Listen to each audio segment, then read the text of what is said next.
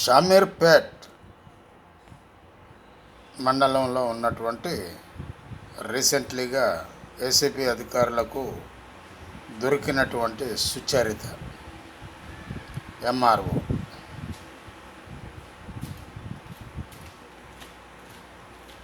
ACB అధికారులు arrest చేయడం జరిగిన తర్వాత ఇంతకుముందు ఈమె గారు పనిచేసినటువంటి 2020లో అక్కడ వాళ్ళు ఇంకా కొన్ని కంప్లైంట్స్ మోసుకొని వచ్చారు ఆమె మీద. మమ్మల్ని ఈ విధంగా చేసింది ఎంత డబ్బు తీసుకున్నదని చెప్పి వాళ్ళు కూడా కంప్లైంట్ ఇవ్వటం జరిగింది. ఇవన్నీ వెనకటి కేసులు.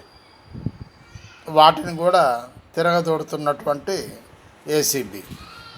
ఇక తిరగదోట మొత్తం ఆమె ఫైల్స్ అన్నీ తిరగదోడితేనే ఆమె కథ బయటకు వస్తుంది. దీని మీద చాలా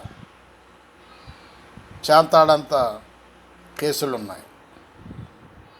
ఎంత డబ్బు ఉందో, ఎన్ని కోట్లు ఉన్నాయో అర్థం కావటం లేదు. ఓకే, పూర్తి డీటెయిల్స్ తెలుస్తాయి అతి తొందరలో. Wait and see please. Balasani Veeraprasad, Hyderabad.